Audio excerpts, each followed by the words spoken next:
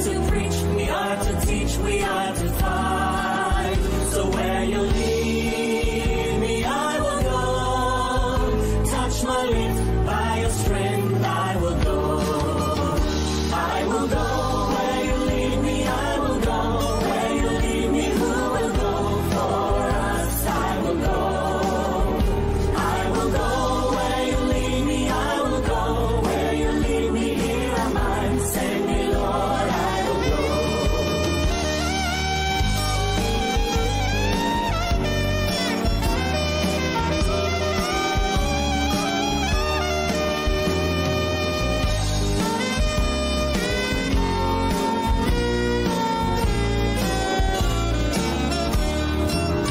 Because my eyes have seen the King, I must tell all the world, worship Him. In all the nations, in all the world, where He sends me, yes, I will go. I will go. Where you lead me, I will go. Where you lead me, who will go? For us, I will go. I will go. Where you lead me, I will go. Where you lead me, here am I. Send me, Lord, I will go. I will go. I will go. Who will go? For us, I will go. I will go. I will go. Here am I. Send me, Lord, I will go. I will go. I will go. I will go.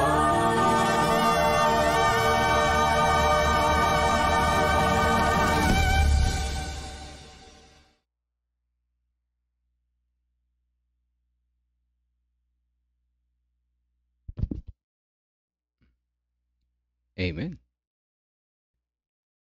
God bless morning po mga kapatid. Kaya pasok tayo sa kabila. Kamusta po dyan, Ma'am Nora, Sister Sweetie, Ate Lorna, Sister Wilma. At sa iba pang papasok pa lang, magandang umaga po. At God bless morning po sa ating lahat mga kapatid. Buksan ko lang yung aking...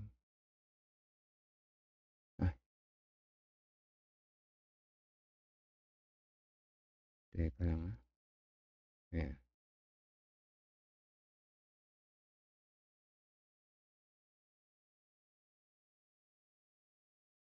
At tayo ay nandito ngayon sa platform pang tayo makinig ng mga mensahe at ma-inspire sa kanyang mga salita. Ngayon po ang inyong lingkod, ang pinaka-host, si Brother Rodel Rabano po. At tayo po ay, ang ating pong program ay magkakasunod-sunod from part 1 up to part 5. Ang ating pong part 1, Bible reading, ito po ay sa Exodus 13. At pagkatapos po ng Bible reading ay may reflection. Ang mangunguna po sa Bible reading ay si Ma'am Esther. At pagkatapos po niya ay ako. Sa Exodus 13 sa 1 to 10 ay si Ma'am Esther. At sa 11 to 22 ay ang inyong lingkod. Pagkatapos po ay magre-reflect tayo mga kapatid. Ang part 2, 4:30 a.m. ay lest we forget, reading si Pastor Jomer Clerigo. Pagkatapos po niya ay prayer. Tapos ay video, history of SDA charts. Ang part 3, 4:45 a.m. 200 days celebration. Meron pong magte-testimony si Sister Peli Diaz, ang unang magte-testimony, at pagkatapos po niya ay si Pastor Ray Iscabusa. Ang part 4, 5:10 a.m., kakaroon po tayo ng reading, reflection on yesterday's COS. At pagkatapos po ng reflection ay God First video. Ang part 5, 5:25 a.m. ay COS reading si Sister Net Lazaro. At pagkatapos po niyan ay silent prayer, united prayer, closing song, closing prayer si Sister Net Lazaro. At Yun po ang magiging pagkakasunod-sunod ng ating pagsamba ngayong umaga. Muli, happy God First Morning po sa ating lahat. Bible reading na po. Si Ma'am Esther Domingo. Salamat po, mga kapatid. Exodus 1-10. At ang Panginoon ay nagsasalita kay Moises na sinasabi, pakabanalin mo sa akin ang lahat ng mga panganay, anumang nagbubukas ng bahay bata sa mga anak ni Israel, maging sa tao at maging sa hayop ay akin. At sinabi ni Moises sa bayan, alalahanin ninyo ang araw na ito na inialis ninyo sa Ehipto sa bahay ng pagkaalipin, sapagkat sa pamamagitan ng lakas ng kamay ay hinango kayo ng Panginoon sa dakong ito. Walang sino mang kakain ng tinapay na may libadura. Sa araw na ito ay umalis kayo ng buwan ng Abib. At mangyayari na pagkadala sa inyo ng Panginoon sa lupain ng Kananeo at ng Hiteo at ng Amorheo at ng Hebreo at ng Jebuseo sa kanyang isinumpa sa inyong mga magulang na ibibigay sa lupang binubukalan ng gatas at pulot ay iyong ipangingilin ang paglilingkod ito sa buwang ito. 7 araw nakakain ka ng tinapay na walang libadura, at ika-7 araw ay magiging isang kapistahan sa Panginoon. Tinapay na walang libadura ng kakanin sa loob ng 7 araw, at huwag makakita sa iyo ng tinapay na may libadura, ni makakita ng libadura sa iyo sa lahat ng iyong mga hangganan. At sasaysayin mo sa iyong mga anak sa araw na iyon na iyong sasabihin, sa ginawa ng Panginoon sa akin ay umalis sa Ehipto. At sa iyo'y magiging pinakatanda sa ibabaw ng iyong kamay at pinakaalala sa pamagitan ng iyong mga mata upang ang kautusan ng Panginoon ay sumaiyong bibig. Sapagkat sa pamamagitan ng malakas na kamay ay inalis ka ng Panginoon sa Ehipto. Isasagawa mo nga ang palatuntunan ito sa kapanahunan nito taon-taon. Sa pagpapatuloy po sa talatang 11 hanggang 22, kapag dinala ka na ng Panginoon sa lupain ng Kananeo, gaya ng ipinangako sa iyo at sa iyong mga ninuno, at pagkabigay niyon sa iyo, ibubukod mo para sa Panginoon ang lahat ng nagbubukas ng bahay bata, lahat ng panganay na lalaki ng iyong mga hayop ay sa Panginoon. Bawat panganay ng asno ay tutubusin mo ng isang kordero.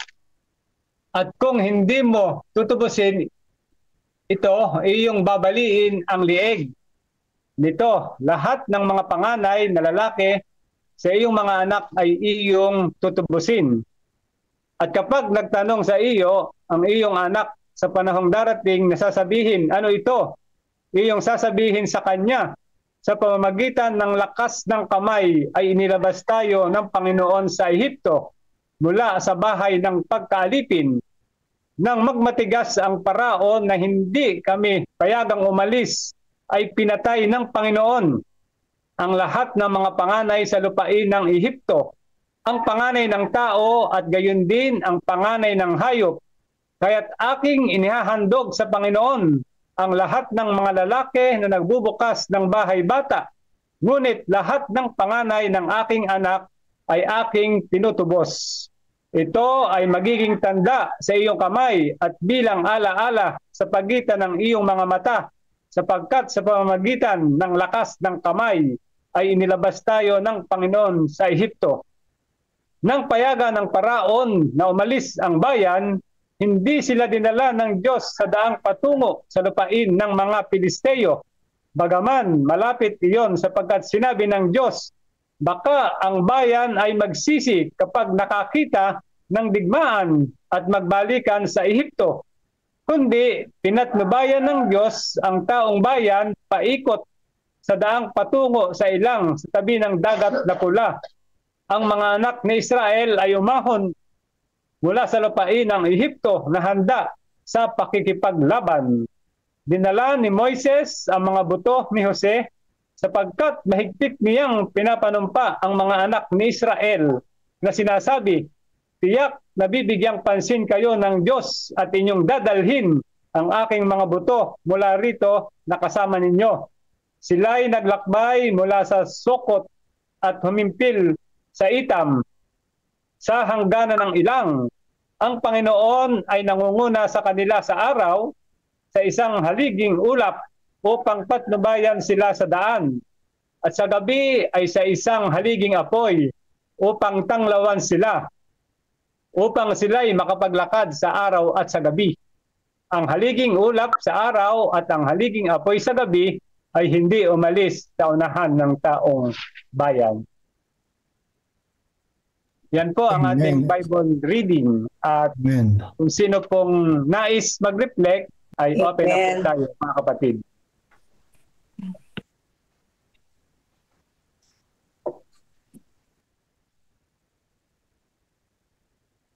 Reflection po, mga kapatid, doon sa ating binasa sa Exodus 13, 1 to 22. Sige, sino po sa inyo mga kapatid ang meron pong reflections sa ating pong binasa? Ito ay ang kwento rito ay tungkol sa Paskwa ng tinapay na walang libadura. Alam naman natin mga kapatid kung ano ang ibig sabihin, sinisimbolohan doon. At ang pagtatalaga mga kapatid doon sa bawat panganay.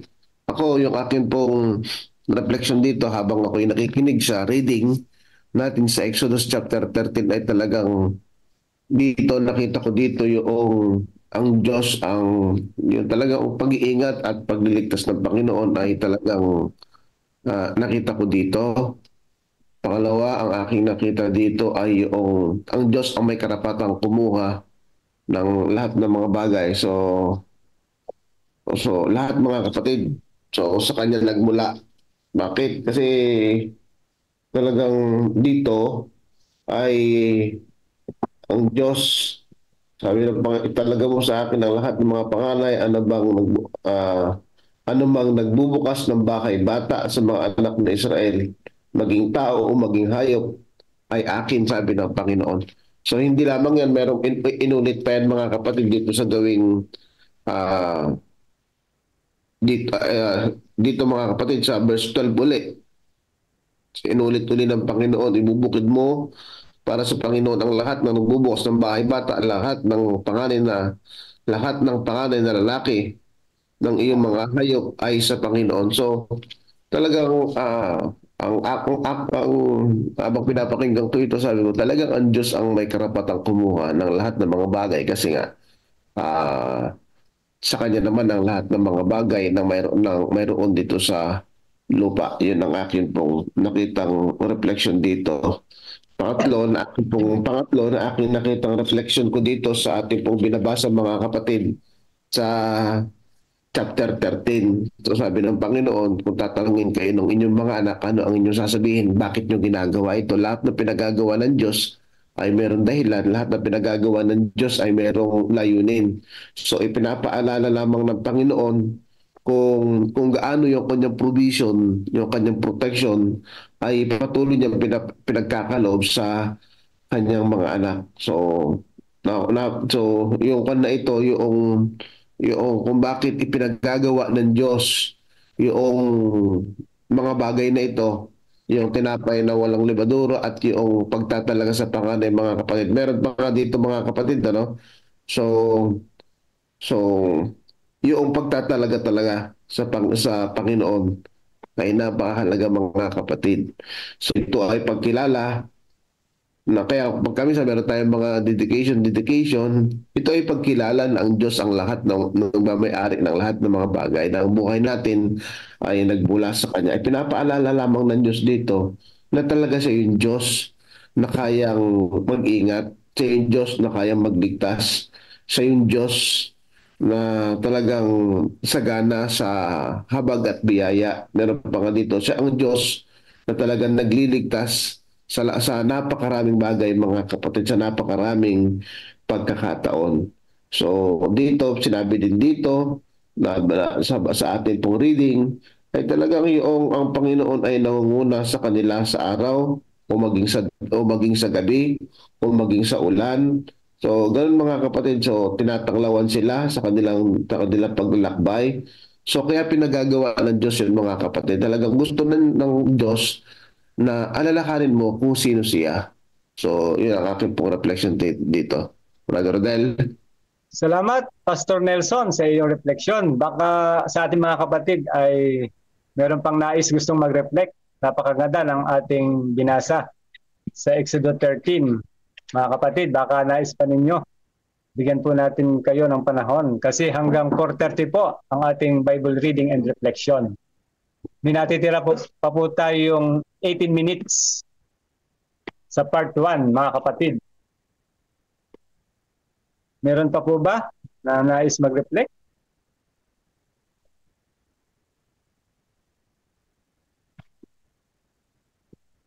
Kasi dito, Pastor, ay nakita natin yung talagang kabutihan ng Panginoon sa bansang Israel na kung saan ay yung mga panganay ay pinatay, ano ho? At yun ang naging sinyas ng pagtakas ng Israel doon sa Ehipto, na kung saan lahat ng may panganay ay namatay. Kaya ipinakita doon na talagang ang Panginoon ay nanguna sa kanila upang sila ay paalisin na sa Ehipto. At nakita rin natin yung proteksyon ng Panginoon sa kanila. Ang sabi nga dito sa verse 21, ang Panginoon ay nangunguna sa kanila sa araw. Ano pong itinabing nila? Isang haliging ulap upang patnubayan sila sa daan. Kaya malilom, mga kapatid, kasi may haliging ulap.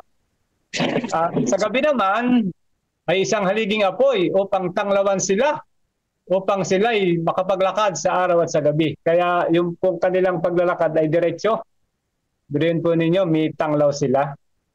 Sa gabi ay apoy, kasi napakahirap po pag naglakad ng gabi na walang ilaw. Ay napakahirap, di mo makikita yung daan. Baka may mga masasagasaan ka na pala. Kaya nandun po mga kapatid yung pag-iingat ng Panginoon. Hayag yung kapangyarihan niya dito sa ating binasa. Meron pa po bang gusto mag-reflect mga kapatid? Kasi meron pa po tayong 16 minutes sa ating Dito, Brother Rodel, sinasabi talaga ng Diyos, kasi yung paglabas pa lang sa paglabas pa lang sa Ehipto ng bayang Israel, kung didepende lang sila sa kanilang husay, galing, sarili karunungan, hindi makalalabas talaga ang bayang Israel mula sa Ehipto. Hindi talaga sila makakalaya. Kaya nga, because sapagkat sila ang Israel ay alipin doon sa Ehipto. Ang ibig ko sabihin ay sa kanilang sariling lakas, sa kanilang galing, hindi nila kayang lumaya mula doon sa pagkaalipin sa bansang Israel. Kaya pinapaalala ng Diyos kung bakit ginagawa ito. Kaya nga sabi dito sa ating reading, ay sapagkat sa pamagitan ng lakas ng kamay ay inilabas tayo ng Panginoon. Kasi nga hindi talaga kaya ng Israel na lumabas sa sarili nilang, kasi makin mo mahigit 400 years silang alipin. So alipin sila ng 430. So kahit gusto nilang lumaya, hindi sila makalaya. Kung hindi, kailangan nila ang Diyos. Kailangan nila ang Diyos na magpapalaya sa kanila. Sa pamamagitan lamang ng biyaya ng Panginoon, sila'y makakalaya. At doon din sa kanilang paglalakbay dito, kaya pinagagawa ng Diyos ang mga ito, hindi rin sila makakatakas doon sa mga sundalo ni Paraon kung wala yung provision ng Diyos. So dito mga kapatid, itong tuntunin ng Pasko sa tinapay na walang pampalsa at ito pagtatalaga ng tinapay. Kaya sabi ng Panginoon, paulit-ulit, sabihin nyo sa inyong mga anak, kung tatanungin kayo, kung papaanong ang Diyos ay nilabas kayo. So, ganoon din ba mga kapatid? Sa akin, kaya ang isa pang refleksyon ko dito, kapatid na Rodel, sa buhay ng isang tao, hindi niya talaga kayang lumaya mula sa sa pagkaalipin ng kasalanan. Hindi talaga kaya. So, kahit saan mga kapatid, kahit sa aspeto, kahit sa hindi talaga natin kayang lumaya, maging sa pagkaalipin, maging sa kasalanan, maging sa pagiging sakim, mula sa pagiging, hindi talaga natin kayang lumaya. Kung hindi kailangan mo talaga ang Diyos na siyang magpapalaya sa iyo. Sa lakas natin, sa usay, hindi talaga natin kaya mga kapatid. O kahit din naman sa yung kwento ng Israel, sa pag sila naglalakbay, kailangan nila ang Diyos. Sa ilaw, kailangan nila ng ilaw sa gabi, liwanag, kailangan nila ng tanglaw, kailangan nila ng ulap, lilim, sapagkat hindi makasusurvive ang Israel sa kanilang paglalakbay doon sa ilang. Talagang kailangan nila ang probisyon ng Diyos. So, doon din mga kapatid sa atin, talagang ang buhay natin ay talagang nakatalaga lang sa Panginoon sapagkat hindi tayo makapananagumpay sa lupang ito kung wala ang probisyon ng Diyos. Kaya ito, mga kapatid, pinagagawa ng Diyos sa kanila, talagang alalakanin po ninyo, sabi ng Panginoon, kung tatanungin kayo ng inyong mga anak, ganito ang ginawa ng Diyos sa inyo. So yun ang aking reflection dito, mga kapatid. So, hindi makakalaya sa kanilang sarili ang bayang Israel. Hindi sila makalalabas sa kanilang sarili, ang Israel sa kanilang sarili lamang kung hindi ang Diyos ang naglabas sa kanila. So dapat maunawaan at maintindihan ng bawat isa na ang tao talaga mga kapatid, kung wala ang Diyos, wala tayo. So yun lang, kapatid Rodel. Salamat, Pastor Nelson, sa napakagandang refleksyon. Meron pa po ba sa atin, mga kapatid? Kasi meron pa po tayong 12 minutes bago po tayo dadako sa ating part 2. Brother Rodel, Hi. Edmund po. Okay. God first morning po sa lahat. Ako po sa akin po, kunin ko lang po yung nasa verse 17. Dito po kasi binanggit na maaari silang dalhin sa Pilisteo pero hindi doon, no? Hindi sa pinakamalapit. Kundi dahil maaari silang magsipagbalik sa Ehipto, no? Sabi dito ay bagaman malapit sapagkat sinabi ng Diyos baka sakaling ang bayan ay magsisi pagkakita ng pagbabaka at magsipagbalik sa Ehipsyo. So sa akin po hindi laging shortcut, no? Sa ang reflection ko po ay pag sinabi ng proportionate, no? COP ay hindi natin po pwedeng i-shortcut yan or baliin. Hindi po ba? So, sa atin kasi maaaring i-claim natin na atin lahat Kasi hindi tayo tapat na magbabalik. So, sana po sa atin, wag natin gawing shortcut kasi sabi nga ni Pastor Nelson kanina, sa lahat ng oras, sa lahat ng bagay, sa ating Panginoon, no, tayo ginagabayan. So, gaya po ng bayan ng Israel, sa kanilang paglalakbay ay nandoon yung COP, Christ our Protector. Andun yung provision ng Panginoon. So sa ating buhay, sa aking buhay, ay magtapat lamang tayo sa Panginoon, hindi niya tayo pababayaan. So sabi po dun sa aking reflection kanina, kahit mahirap, matagal, malayo ang sagot ng Panginoon sa ating mga prayers, hindi shortcut, ang Diyos pa din ang ating gabay at namumuna sa atin. Salamat po, Brother Rodel. Salamat, Brother Edmond, sa refleksyon.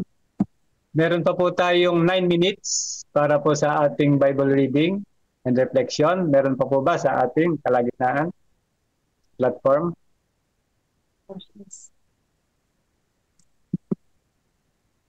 Rodel, good morning Ay, po. First morning po sa ating lahat, mga kapatid. Happy morning po. First morning, Brother Osias. Apo, akin po naman pong reflection po ay Happy morning po. tungkol po sa ating po nabasa na talata 1 to 22 ng chapter 13 ay yung Paskwa po ay napakahalaga pala ito mga kapatid na isi-celebrate talaga nila dahil ito ay sinusumbulan ito ng tinatawag na kalayaan nila. Kalayaan kung saan ay sila ay papalayain na ng Panginoon, papalayain na sila sa kasalanan sa pamamagitan ng Ehipto. Kaya ang sabi ng Panginoon ay kumain sila ng tinapay na walang libadura na sinisumbulan po nito ay yung paglabas nila sa pagkaalipin sa Ehipto na sila pinalaya po ng Panginoon at kung saan ay ito yung alaala nila. Kaya sabi nga tatanungin sila ng mga bata pagdating ng panahon kung ano yung mga simbolo nito na ibig sabihin, sasabihin nila na ito ay simbolo ng tinapay na walang libadura ay pinalaya kami sa pagkaalipin sa bansang Ehipto, pinalaya sa kasalanan na kung saan ay isang simpleng pagkain lang ang pinapakain sa kanila na walang tinatawag na libadura na sinusumbulan ng espiritu na paglilinis at pag-alala sa gawa ng Diyos sa kasaysayan ng mga Israelita. Kaya napaganda mga kapatid, no? Na yung Paskwa na ito ay tinatawag na ikang ay Paskwa ng Israelita na ito yung tinatawag na pagpapaalis sa kanila, pagpapalaya mula sa pagkaalipin sa kasalanan. Kaya ngayon, ito naman pong tinatawag po na ikang ay bakit napakahalaga po yung panganay. Ano po? Ang role kasi po ng panganay sa pamilya ay marami karapatan. Di ba? May karapatan ng panganay. Malaki ang karapatan po ng panganay. Kaya nga po sabi ng Panginoon, akin ang mga panganay, lahat na ipanganak. Maging hayop o sa tao, basta lalaki, ay akin, sabi ng Panginoon. Di ba? Kasi nga ang Panginoon, siya ang panganay sa lahat ng nilalang, di ba? Sabi niya, ang panganay. Kumbaga napakahalaga po yung role po ng panganay sa Biblia at gawin din po sa ating kung binabasa ngayon na ang panganay ay may sinisumbulan din po yan ng tinatawag pala ng kalayaan, pagtubos. Sabi nga rito po, Biblia, ang panganay na anak ay tinuturing na kabilang sa Diyos sa panahon ng Exodus, sabi niya, na ito ay napakahalaga ang papel na kung saan ay yung pag-aalay ay kailangan sabi nga ay yung sakripisyo na bansang Israel ay yung mga anak ay kailangan ay ang panganay ang napakahalaga. Kaya nga po sa Israelita, sa Ehipto, panganay ang kinuhay, namatay lahat. Kaya nga dito naman ngayon sa Israelita, akin, sabi na, sa akin ang mga panganay, sabi ng Panginoon. Kasi po, ang panganay hindi naman tumutukoy sa posisyon, sa pamilya, kundi pati na rin sa special na relasyon sa Diyos at sa mga posibilidad na kaakibat nito. Kaya nga po, napakahalaga talaga po ang gawain po ng panganay. Kumbaga, ang panganay talaga ay tumatayong siya ang ama pag walang ama. Di ba mga kapatid? Malaki yung kanyang responsibilidad sa pamilya bilang breadwinner, ganyan, tagapanguna. Kaya nga, sabi nga, gusto ng Panginoon na ang panganay ay sa kanya dahil siya ang unang panganay sa lahat ng nilalang. Yan lang po at marami po salamat. God first morning po sa ating lahat. Amen. Salamat, Brother Osias, sa refleksyon. May natitira pa po tayong 4 minutes para sa ating refleksyon dito sa ating Bible reading. Meron pa po ba? 4 minutes na lamang po. At pagkatapos po ay magdadako na tayo sa part 2 doon sa ating devotional Lest We Forget. Ang sabi po ng isang nagchat sa atin, si Brother Edmond Sabio, Exodus 13, basahin ko po ang kanyang reflection dito. Ang sabi, Exodus 13 verse 21, at ang Panginoon ay nangunguna sa kanila sa araw at sa gabi. Take away, kahit mahirap at matagal at malayo ang sagot ni Lord sa mga prayer natin, ang Diyos ang gabay at nangunguna sa atin. Tama po, ano? Minsan, hindi agad tayo sinasagot ng Panginoon, minsan sinasagot agad, pero talagang ang Panginoon ang siyang nangunguna. At alam naman natin na may mga panukala ang Diyos para sa atin. Kaya sa ating journey, mga kapatid, sa ating paglalakbay, may katiyakan tayo na kasama natin ang Panginoon. Bagamat tayo dumadaan sa mga pagsubok, ay andyan ang Panginoon. Lagi siyang nasa atin. Hindi po tayo iiwanan. Ang sa atin lang ay tayo po ay magpasakop sa ating Panginoon. Ang sabi pa po dito sa chat box, Area 5, Simeon, Brother Simeon, ang sabi po sa Roma 6:22, datapat ngayon ay malaya na kayo sa kasalanan at naging mga alipin ng Diyos. Kayo ay mayroon inyong bunga na ikababanal at ang wakas ay buhay na walang hanggan. Yan po ang kanyang reflection.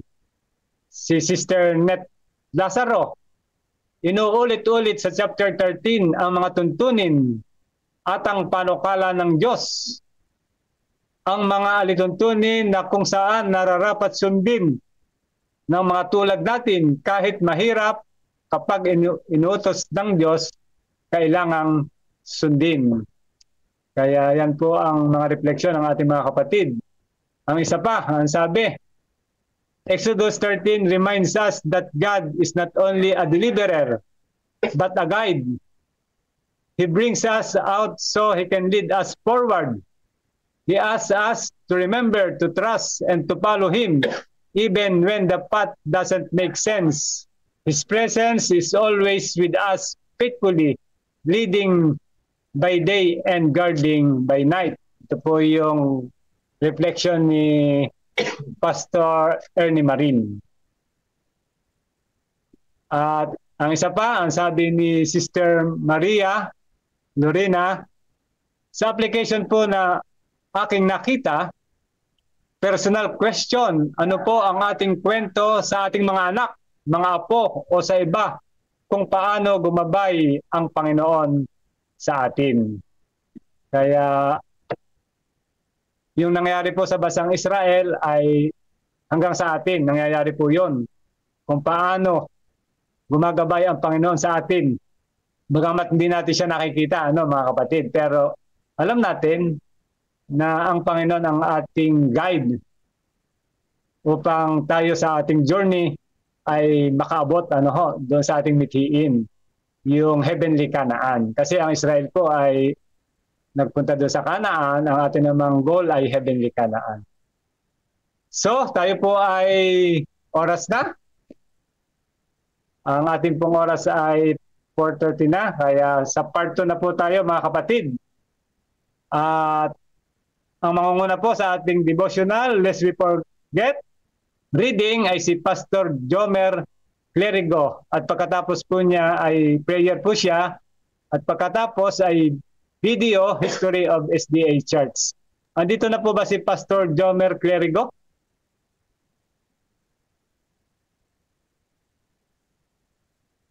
Hello, di ba Jomer?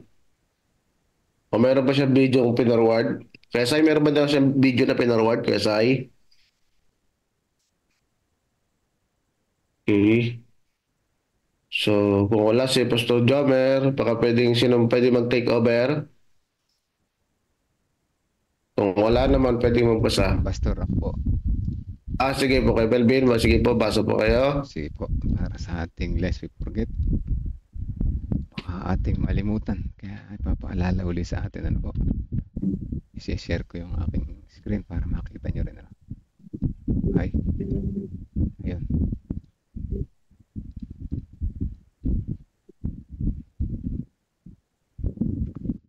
Ayan, Adventismo sa panahon ng digmaan.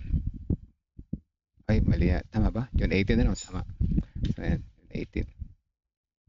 So, Exodus 20 verse 13, huwag kang papatay, ano po? Sabi dito sa ating key text. Ang Seventh-day Adventism ay nasa kalagitnaan ng pagsilang nito bilang isang organisadong denominasyon ng wasakin ng digmaan sibil ang Estados Unidos sa pagitan ng 1861 to 1865. So, po, sabi, napakita rito na yung Seventh-day Adventism nasa kalagitnaan doon ng pagsilang ito, bilang organisado kumbaga nasa organized denomination na tayo, tapos nawasak ng digmaang sibil, ano. Gera. Ito ay kumitil ng mas maraming buhay mula sa may tuturing na maliliit na populasyon ng bansa kaysa sa pinagsama-samang mga revolusyonaryong digmaan. Ang digmaan noong 1812, yan, digmaang Meksikano, Amerikano, digmaang Espanyol-Amerika, una at ikalawang digmaan pandaigdig, digmaang Koreano at digmaang Vietnam. Ibig sabihin, mas marami pong namatay doon, ano, sa unang digmaan na yun kaysa sa mga maraming digmaan na to. Pambira, ang daming namatay ito sa unang digmaan na yun, ano po. Kailan nangyari yun? Noong 1861 at 1865. So, imagine kung napakaraming namatay doon, mas marami pa sa pinaghalo-halo, mga pinagsama-sama mga digmaan na to. May napakaraming namatay doon, ano po. Tuloy natin. Gayunpaman, ang Adventismo ay hindi nagpapadala ng mga sundalo sa pinakamahalagang digmaang ito. So, sabihin sa mga gera na yan, tayo mga Adventista hindi pala nagpapadala ng mga sundalo. Parang nakikita ko na yung story na to, no? At siyang magpapasya kung ang Estados Unidos ay patuloy na iiral bilang isang nagkakaisang bansa na sa kalaunan ay aalisin ang pang-aalipin. So bakit? Ano ang mali sa mga Adventista? Bakit sila nagkakait? Bakit daw ayaw natin magpadala ng sundalo, no? Yan ang tanong na sinagot ni James White sa Review and Herald noong August 12, 1861. Ang kanyang unang mga punto ay may kinalaman sa katotohanan na ang mga Adventist ay tapat ng mga mamamayan ng Estados Unidos at binanggit na ang pag-aalipin ay tinutukoy sa prophecy bilang pinakamadilim at pinakamasamang kasalanan sa bansang ito, na maraming mga publicasyong Adventista na dahil sa kanilang mga turo laban sa pang-aalipin. So ayaw natin sa pang-aalipin, ano, kasi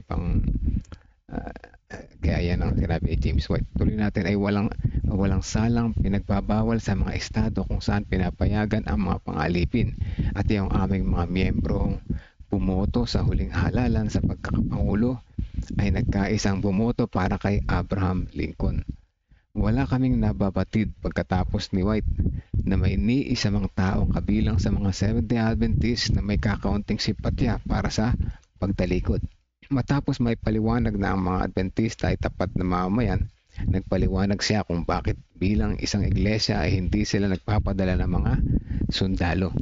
So naninindigang matatag sa 10 utos, sinusulat niya na ang posisyong aming tinatayuan kaugnay sa kawalang hanggan at kasagraduhan ng kautusan ng Diyos na napapaloob sa 10 utos ay walang pagkakatugma sa mga kahilingan ng digmaan. Ang ika-4 na utos ng batas na iyon ay nagsasabing alalahanin mo ang araw ng Sabat upang ingatan itong banal. Ang ika-6 ay nagsasabing huwag kang papatay. Ang kanyang posisyon ay sapat na malinaw, kaya pala hindi tayo nagpapadala ng sundalo, no? At saka yung hindi natin gusto yung pagpapaalipin kasi malalabag natin yung 2 utos na ito. Pero mo kung ikaw ay magiging alipin, hindi ikaw ay susunod kahit na araw ng Sabat, di ba? Ikaw ay alipin. Ganun din naman kung ikaw ay sundalo, ikaw ay papatay dahil kailangan mong pumatay, mayroong kasandata, no? Kaya yan ang dahilan kung bakit ang mga Adventista hindi nagpapadala ng mga sundalo sa panahon ng mga digmaan na yan. So, ang mga Adventista ay hindi maaaring mag-volunteer para sa service militar dahil ilalagay sila dito sa sitwasyon kung saan sila ay pipiling kusang loob na suwayin hindi bababa sa dalawang mga utos ng Diyos. O yan, naunahan ko siyang explain. Sinimulan ni White na lutasin ang problema bagaman hindi pa siya tapos. Ngunit nagbangon siya ng isang usaping makakapekto sa buhay na libu-libong kabataang Adventista. So, hindi lahat ng isyu moral ay malinaw sa isang mundong makasalanan. Ang iglesia ay nangangailangan ng makalangit na patnubay sa gayong mga panahon. So, bigyan mo kami ng karunungan, o Panginoon, habang kami bilang isang iglesia ay patuloy na humaharap sa mga halagang isyu na may kaugnayan sa aming tungkulin sa iyo at sa mga makalupang pamahalaan. So, yun po yung ating lesson, Kaya tayo ay hindi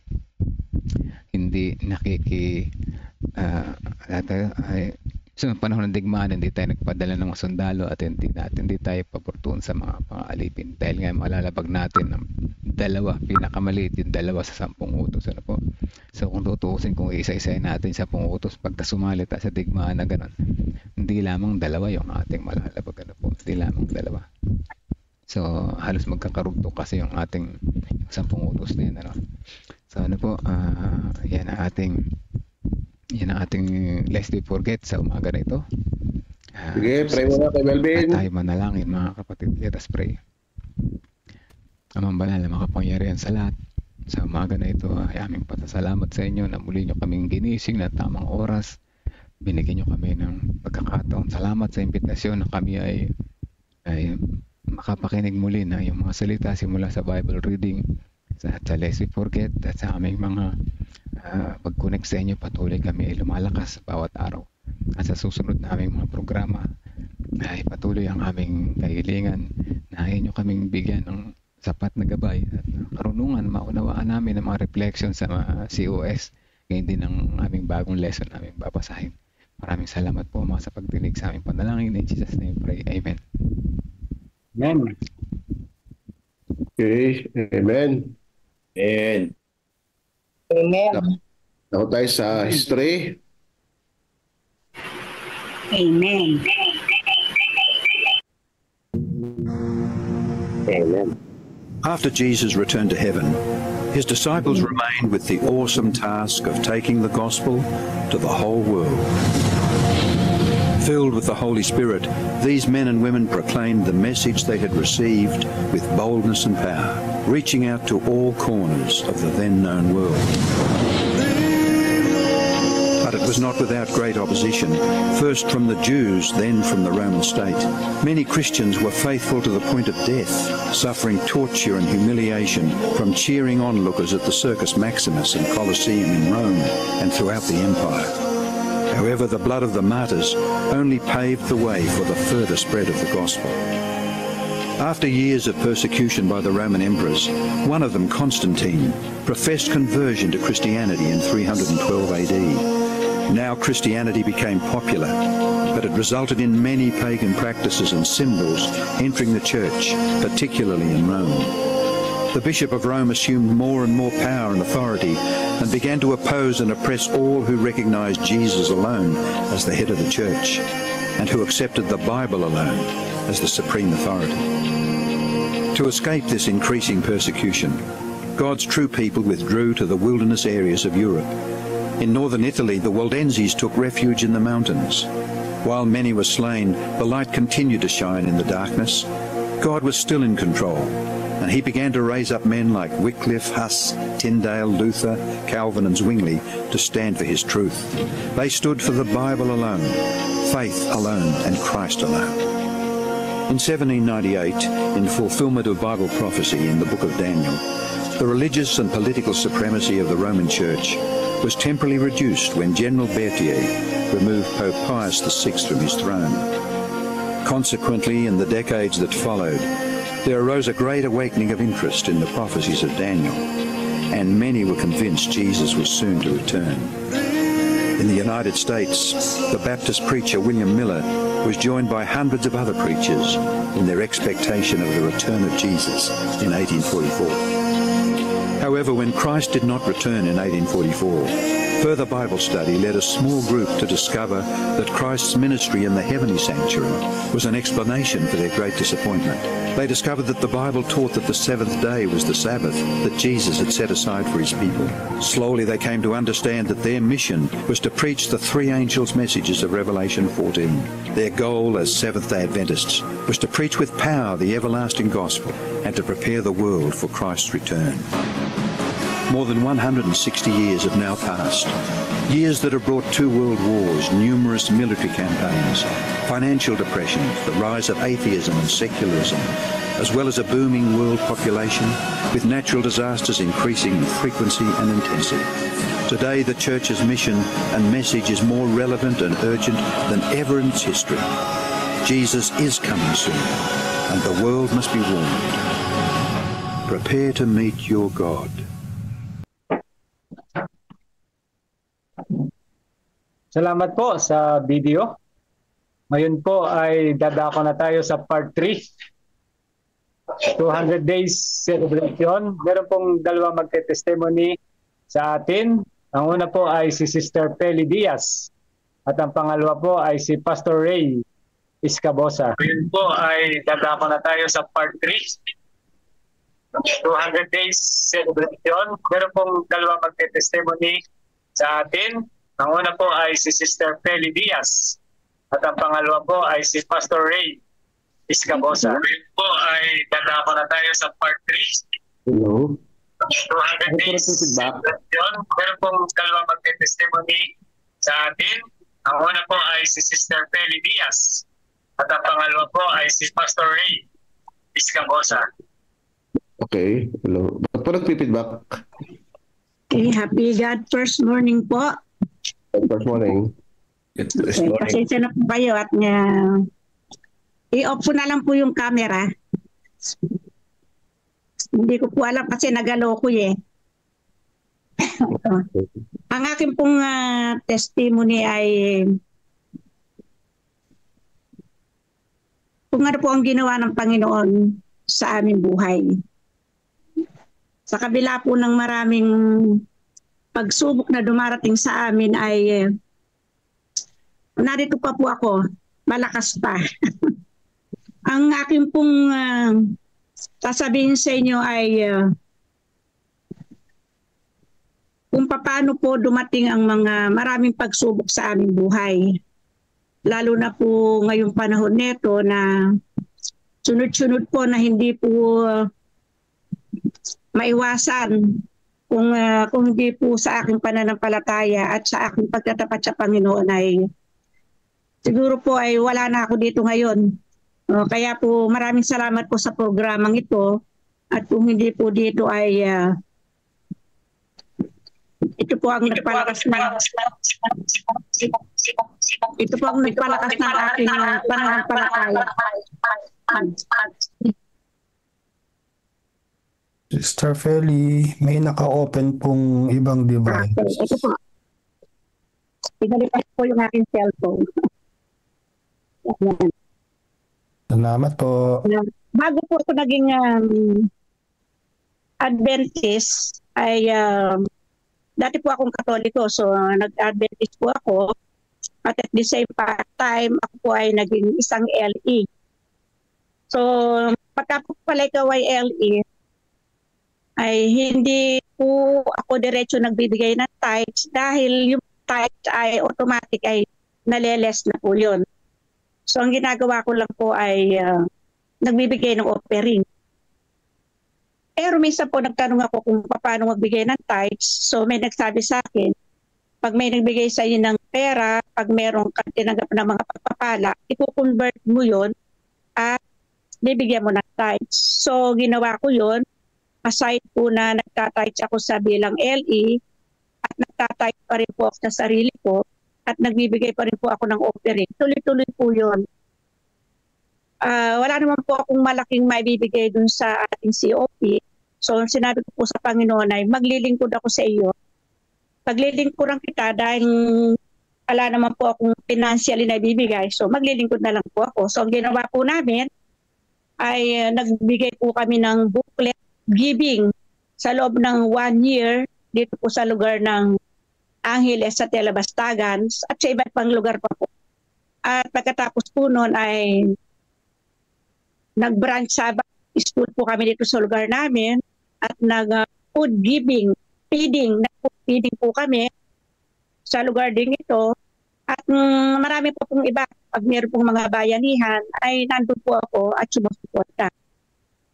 So sa kabila po ng mga ginagawa ko yun ay nagkaroon po na isang malaking pagsubok sa buhay namin na ang akin pong 5 taong gulang na ako ay nagkaroon po ng lymphoblastic leukemia. So napakabigat po na problema na dumating sa amin dahil ang leukemia po, pwede kang mabuhay, pwede kang mamatay.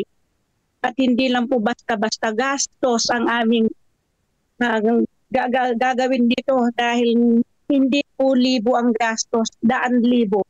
Papasok pa lang po sa ospital. Kailangan mo na po ng 100,000 na deposit. So noong panahon na yon, pandemic po yun, ay wala pong lumalabas. Maski po yung mga senior lagi nasa bahay. Dumalaw man sa ospital, hindi ka makadalaw. So yung anak ko lang po ang nagbabantay. So sa kabila po nung gano'n na wala pong pang-deposit, kuminsan po hirap pang pumasok sa ospital, ay ang una ko pong nilamitan ay ang ating Panginoon. Dumuto ako sa Panginoon at nanalangin ako. Yung po ay 12, 1, 2, 3 ng madaling araw. Doon po ako nag-i-start na mananalangin. So nung kinabukasan po, ang sabi ng anak ko, "Ma, wag ka nang maproblema. May nag-provide na ng pan-deposit sa ospital." So kung may nagbigay mo po ng 50,000 at saka sumunod pa ay praise God po, nagpapasalamat po. Hindi po doon nagtatapos. Gastos, chemo, 3 times a week ang chemo ng apo ko, yung mga gamot, blood donor, lahat na ng tao na lalapitan mo ay hihinga mo ng donor. So, nagpapasalamat po ako. Marami pong willing na nag-donate ng kanilang dugo, lalo na po yung mga kapatiran sa aming iglesia. Marami pong tumulong financially, mga kapatiran ng aming iglesia, mga kaibigan, kakilala, hindi kakilala, yung mga classmates ko, lahat-lahat po. Ang bait po ng Panginoon pag siya po yung una yung pinaglingkuran. Hindi po matatapos ang sunod-sunod na tulong. Pagsabihan mo lang po, talagang dumarating po yung tulong. Hindi ko na po mabilang kung sino yung mga taong mga tumutulong hanggang sa masustusan po namin yung aming pangangailangan para sa ospital. Kuminsan po lalabas ng ospital yan, ang bill namin ay 200,000. So ang gagawin ng anak ko, pupunta kami sa mga PSWD para humingi ng tulong. At pag ang balance po ay nasa 50,000, ay meron po akong kaibigan na pag pinagsabihan ko lang po ngayon, on the spot ang 50,000 SSNJ Gcash. Praise the Lord po, napakabuti ng Panginoon. Hanggang sa ngayon po ay 3 taon na po, 5 taon po no, 2022 po yun. At ngayon po ay nakatatlong taon na po yung apo ko. So 8 taon na po siya ngayon. At praise God po, ang aking apo po ay pre-cancer na po siya ngayon. So naggagamot na lang po siya, nagpa-blood test, ano na lang. Pero napapasalamat po ako sa Panginoon. Napakabuti po niya dahil na po pre-cancer na po ang aking apo ngayon. So hindi pa rin po doon nagtatapos. Kailangan po tuloy-tuloy ang pagdilingkod, tuloy-tuloy yung pagtulong. Meron pa, hindi pa man po natatapos yung aking problema. Sumunod naman po yung asawa ko, nag-dialysis, na mild stroke. Hanggang ngayon po, dialysis niya 2 times a week. Yung kanyang mga maintenance.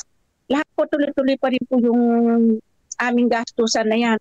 Kubisan niya po nawawala na ako ng palataya, nanghihina na po ako. Pero nandiyan po yung Panginoon. Lagi po siya iniisip. Sapagkat ang ating Panginoon ay mayaman. I-provide niya, kikulusin niya yung mga puso ng mga taong pinagpapala niya na patuloy silang tumutulong. Kaya napakabuti po ng Panginoon sa amin. Kahit na ganun pa po, maraming dumarating na pagsubok. O sumunod na po yung apo ko. Yung asawa ko, sumunod naman po ako, nagagamot din po ako ngayon, napabayaan ko yung sarili ko. Sa ngayon din po ako yung nagagamot. Nangangailangan naman ako ng 54,000, hindi ko na naman alam kung panino ko na naman. Sabi ko, mayaman ang ating Panginoon sa iyo mag-provide. Kaya po, magtiwala lang po tayo sa Panginoon, unahin po natin siya sa ating mga high ang kasunod na po nun ay napakagaan po sa kabila ng mga pagsubok. Ang pagsubok po ay blessing. Hindi po ako nanghihina, hindi po ako nagano dahil yan po ay pagpapala na binigay ng Panginoon. The more na nasusubok ka, the more po na nabe-bless ka. Kaya maraming salamat po. Dito po sa mga nandito, mga kapwa ko LE na tumibigay ng tulong. Maraming salamat po sa mga prayer nila, sa mga financial nila. Na kung hindi po sa kanila, yung pong mga pastor na hiningan ko ng tulong para mag-pray. Yung iba po nandito po sila, kilala po nila ako. Kaya maraming salamat po sa kanilang lahat. Thank you po. God bless po. Family. And the angels. Kaya po dumako sa kasunod na sa family. Ng ating pagkatapat. Pangunguna po ng ating isa sa ating pong manggagawa, si Pastor Ray Cabusa, na nasa South Bataan. Pastor Ray? Are you here, Pastor Ray? Good first morning, Pastor Ray. Nandito po siya eh. Mga kapatid. Yan, God first morning. Okay, kamusta po kayo? Sige po, tayo po ay magkaroon ng patotoo. Ang inyong lingkod po, mga minamahal, ay isa pong lingkod na ipinanganak sa Adventistang tahanan at mga tapat po ang akin pong mga magulang. At ako po ay naging pastor, mga minamahal, ay na-influence po ako noong 2012. Na-assign po ko sa Olongo po. Pero yung pong pagdating sa pag-iika po ay hindi po ganun ka-kumbinsido. No? Sapagkat nandyan yung nandyan yung kaisipan na siguro naunawaan naman ng Panginoon kasi ako ay lingkod niya, ako ay naglilingkod sa kanyang bukirin. So, nung si Pastor Fokwe ay dinidiin po niya, mga minamahal, na ang pagiging tapat na katiwala ay kinakailangan po na meron pong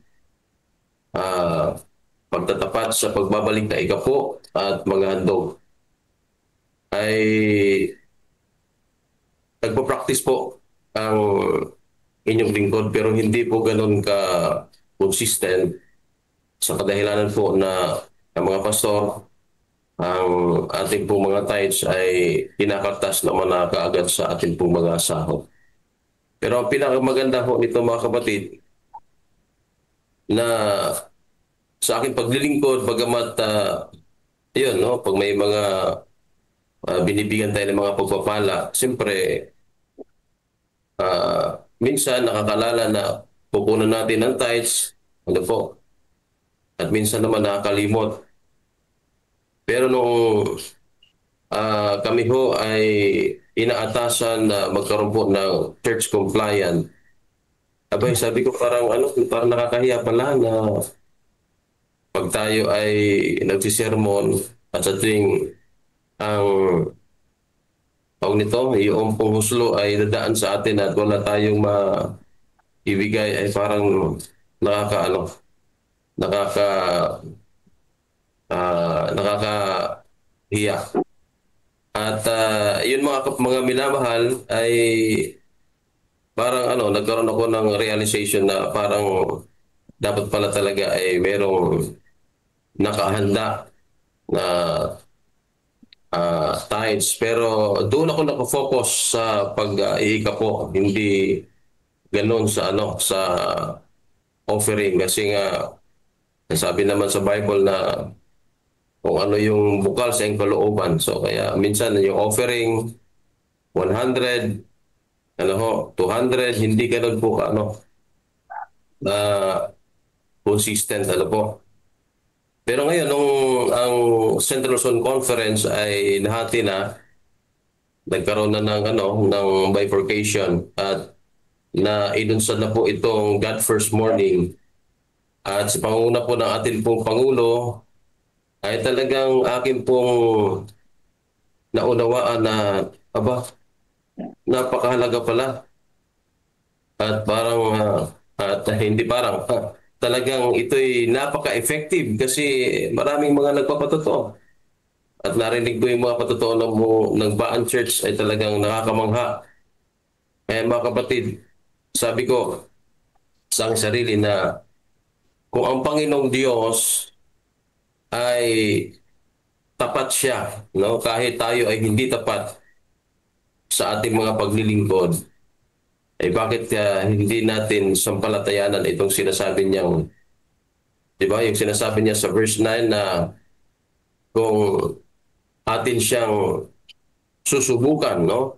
Sa atin pong pag-iikapo, no? Yung atin pong pagbabalik na ikapo at sa atin pong pagbibigay ng mga handog, ay kanya pong bubuksan ang bintana sa langit at kanya pong ibubuhos ang mga pagpapala sa wala na po, kumbaga, sa wala ng sapat na kalalagyan. So, ibig sabihin mga kapatid, china-challenge tayo ng Diyos. So, yun ho mga kapatid, ako ho'y nagkaroon po ng proportionate giving. At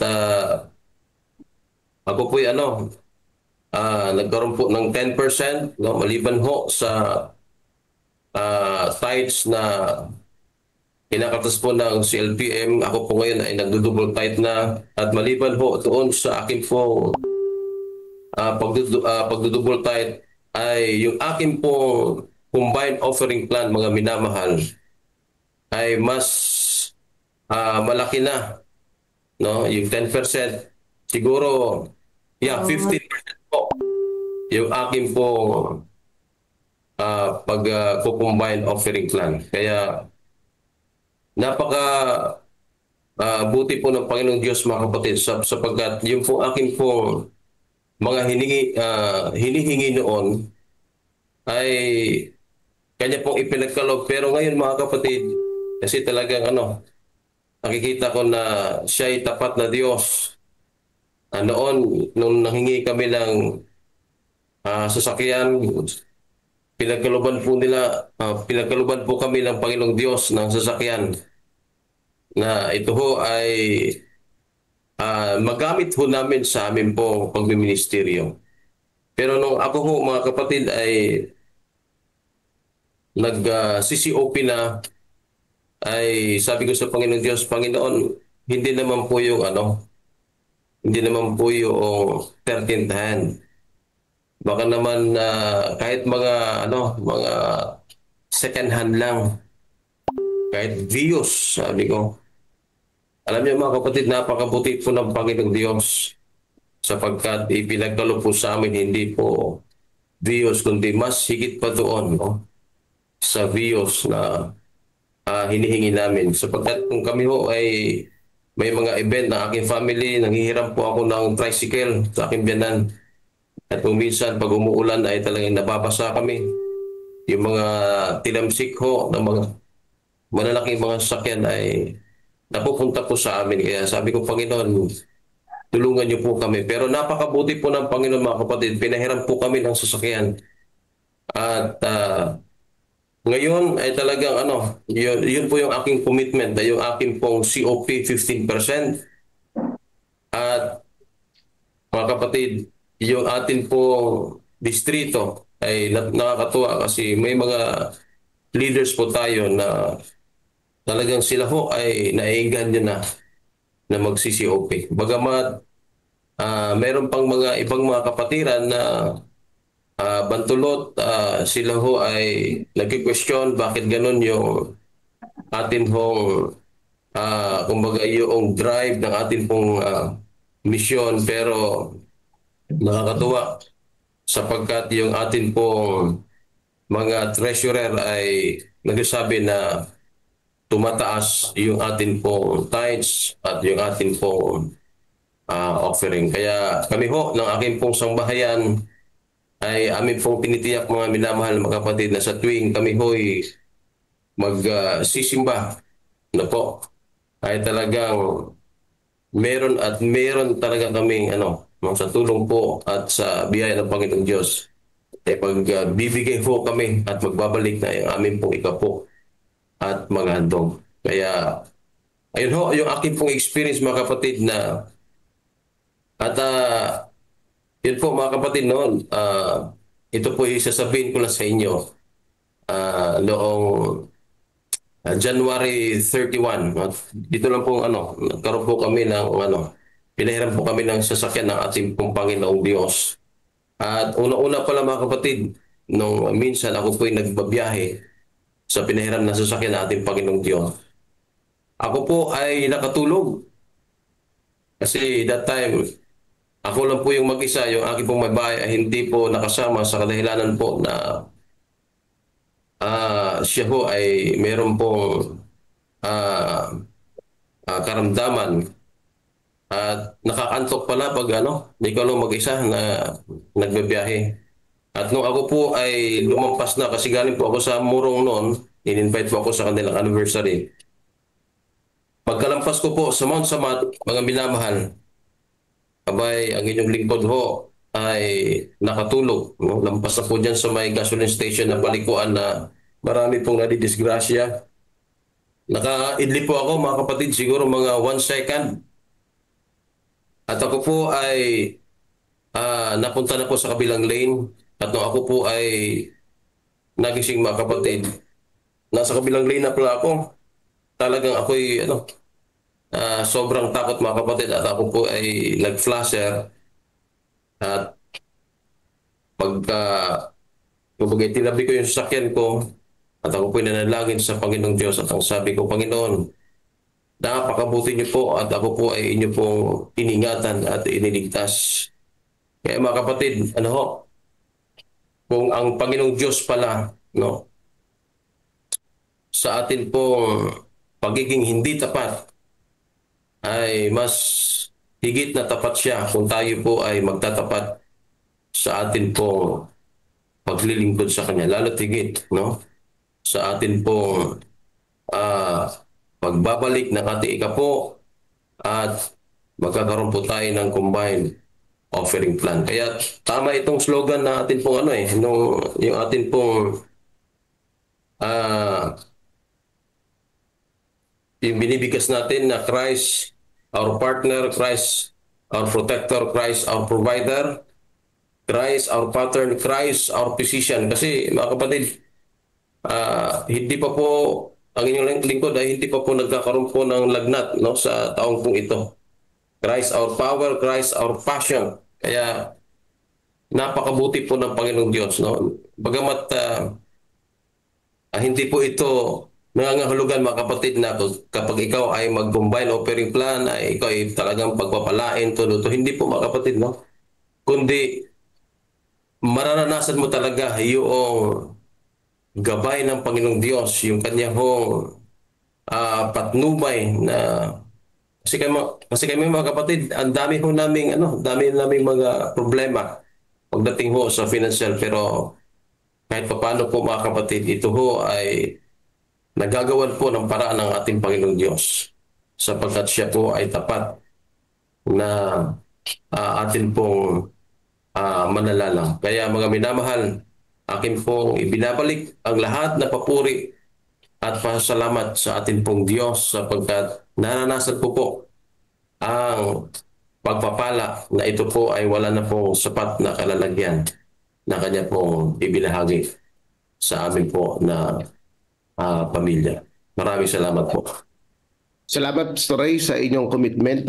So napakahalaga sa atin na ang mga manggagawa natin ay nagbibigay ng mabuting halimbawa sa pagtatapat, sa pagiging tapat na katiwala. Salamat, Pastor Ray, sa iyong commitment sa Panginoon. Pagpalain ka ng Panginoon, Pastor. At bukas po ang atin pong testimony sa God First Morning ay si Sister Clarita Esguera sa lay at sa pastor naman po ay si Pastor Henry Española. So sila po ang atin pong magbibigay ng testimony po bukas. So maraming pong salamat. God First Morning po. Back to you, Brother Del, bilang host. Okay. Salamat na tayo sa ating reflection kung kuan. Salamat sa ating mga nag-testimony. Tayo po ay si Sister Peli Diaz at si Pastor Ray Escabusa. Ngayon po ay dadako po tayo sa reflection on yesterday's COS. Yung pong binasa kahapon ng ating kapatid. Tayo po ay magre-reflect. Babasahin ko po uli para sa refresh. Ang title kahapon ay Isang Titulo sa Makalangit na Kayamanan. Darating ang araw na ihahagis ng mga tao ang kanilang mga Diyos-Diyosang pilak at ang kanilang mga Diyos-Diyosang ginto na kanilang ginawa upang sambahin sa mga daga at mga paniki upang pumasok sa mga siwang ng malalaking bato at sa mga bitak ng mga bangin sa harapan ng pagkatakot sa Panginoon at sa karangalan ng kanyang kamahalan. Ang kayamanan ng sanlibutan ay walang pakinabang sa araw ng kagalitan, ngunit ang pananampalataya at pagsunod ay magbibigay ng tagumpay. Dapat nating isagawa ang ating pananampalataya. Dapat nating turuan ang sariling magsalita ng pananampalataya at maghanda sa buhay na dumarating.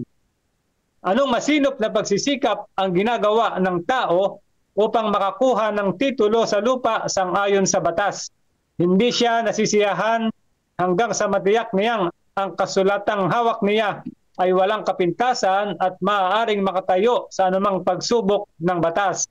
O kung ang tao lamang ay maaaring magkaroon ng ganitong uri ng pagsisikap upang makakuha ng titulo sa langit na maaaring makatayo sa pagsubok ng kautusan, pinapayo ng apostol na sikapin ng alagad ni Kristo na tiyakin ang kanyang pagkatawag at pagkahirang.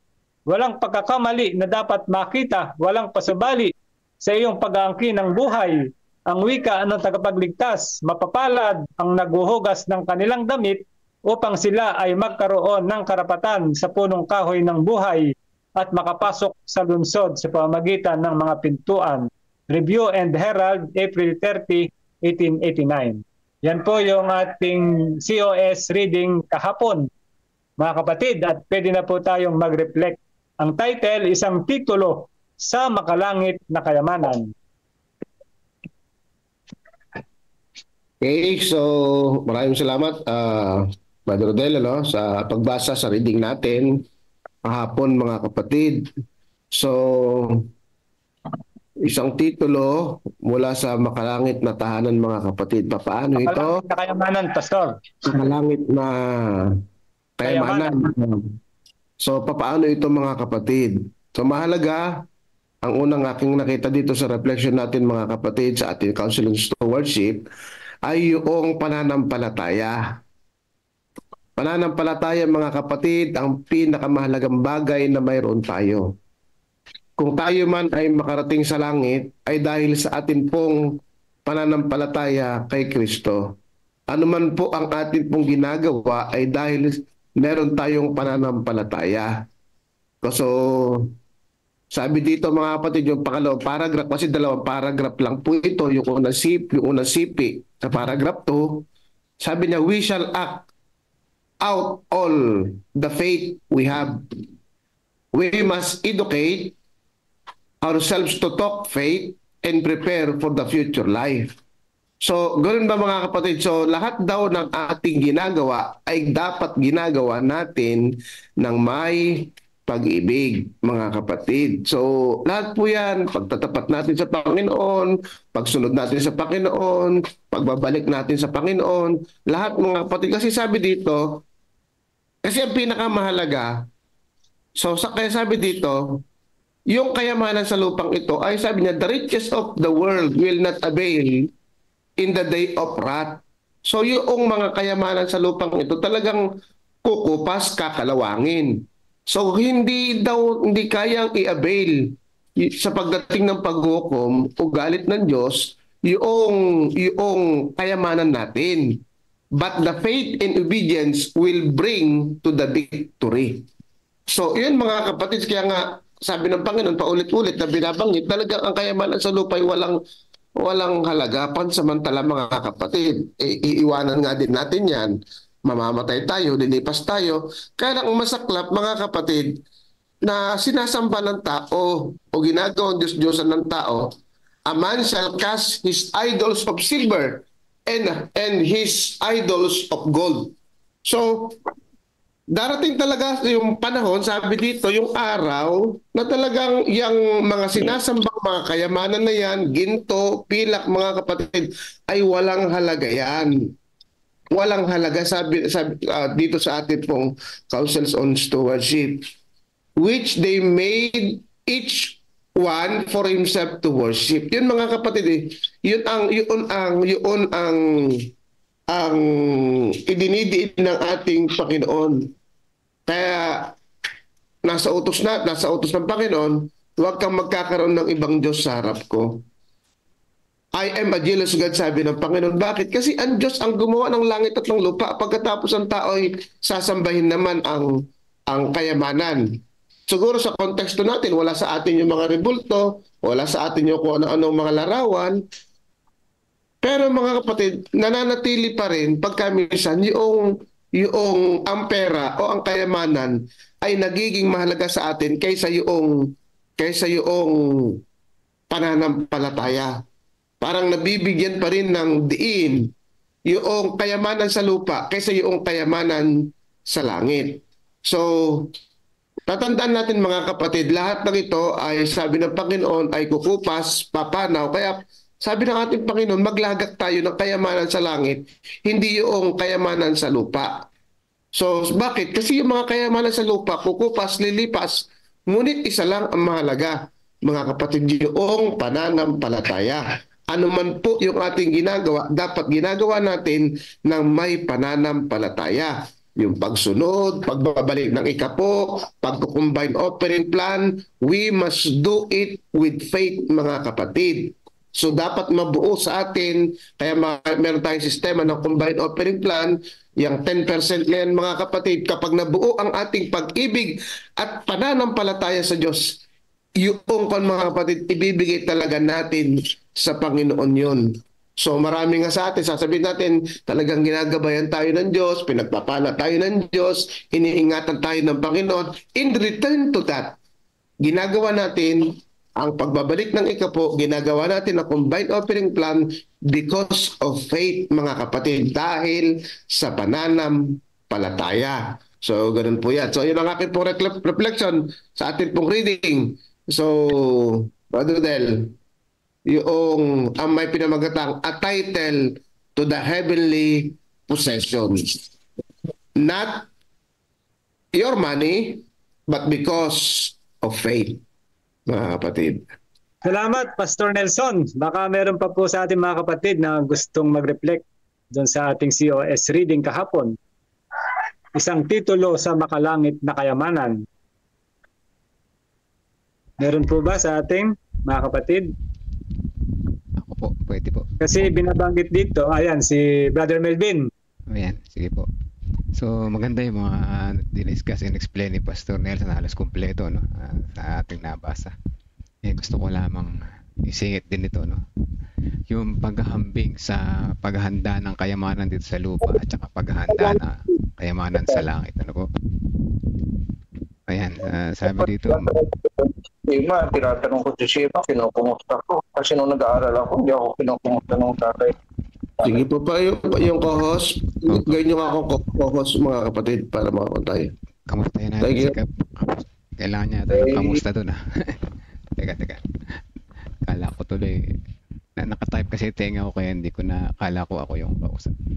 Sorry po. So, yun So, paghahambingin natin, pagkukumparahin natin yung paghanda ng kayamanan sa lupa at paghanda ng kayamanan sa langit. Sabi dito ay marami sa atin yung nag-aatubili na magpayaman, magkaroon ng magandang pag-aari, tikalibreng titulo ng lupa at mga ari-arian, ano.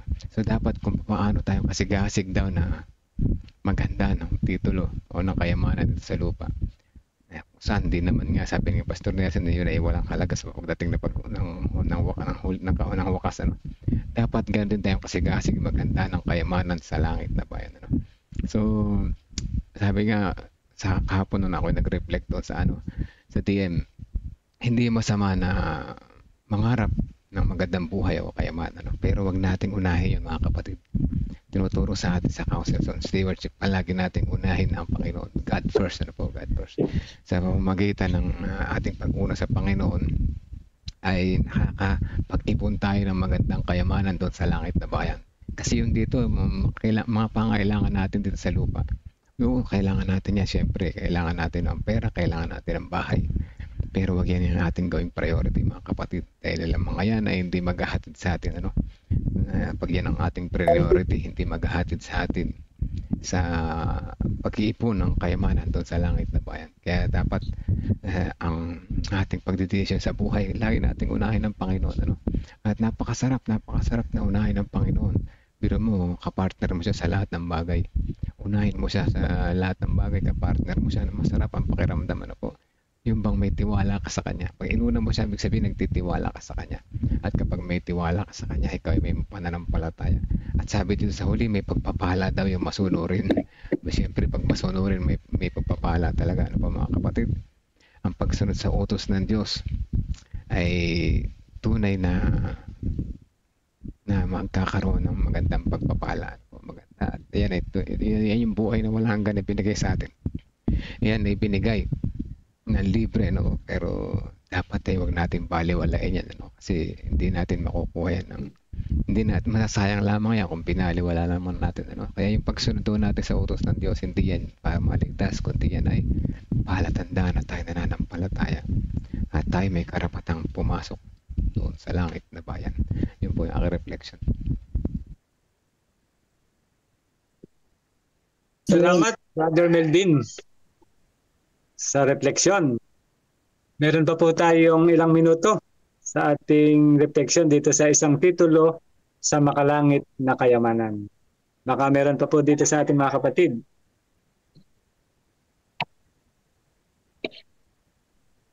Kasi dito po sa ating binasa, babasahin ko po muli, ang sabi, ang kayamanan ng sanlibutan ay walang pakinabang sa araw ng kagalitan. Ngunit ang pananampalataya at pagsunod ay magbibigay ng tagumpay. Kaya sa Judgment Day ay yung mga kayamanan ay, ang sabi, ihahagis na lang ng mga tao sa daan, hindi napapansinin. Ngayon kailangan pa, pero ang sabi ng Panginoon sa atin ay wala na itong pakinabang sa kanyang second coming o sa araw ng kagalitan. Kaya napakaganda mga kapatid na sabi dito sa ating COS ay isagawa ang ating pananampalataya. Yung mga napakinig na natin, napakahalaga noong pananampalataya. At tayo daw ay maghanda sa second coming. Kasi ang ating mithiin naman ay gumawa sa gawain ng Panginoon at maghanda rin ng mga tao sa Kanya upang kung siya'y dumating ay handa na rin po tayo. Kaya napakahalaga na unahin natin ang Panginoon. Ang sabi nga ay magtipon tayo ng kayamanan sa langit kasi hindi ito nasisira, hindi kinakalawang at hindi ninanakaw. Ang mga kayamanan sa lupa ay ninanakaw, nasisira. Pero yung ginawa nating pagtitipon ng kayamanan sa langit ay ito po ay eternal, hindi po ito masisira. So meron pa po ba mga kapatid? Happy God First Morning po mga kapatid. Gusto ko lang pong pasensya po at yung ating camera ay mahina ang net. Maganda po siguro yung mga kayamanan natin ay gamitin natin sa pagsulong sa gawain ng Panginoon para marami pang mga kaluluwa ang ating madala sa panan ng Panginoon. Sapagkat yan ay lilipas, yan ay masisira at hindi ba pakinabangan. So maganda po, gamitin na lang po natin mga kapatid. Yun lang po at God bless po sa ating lahat. Salamat po.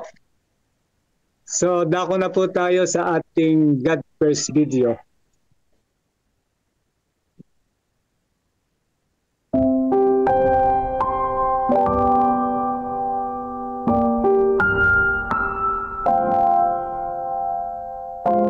Ako'y buong-buo sa iyo, Panginoon.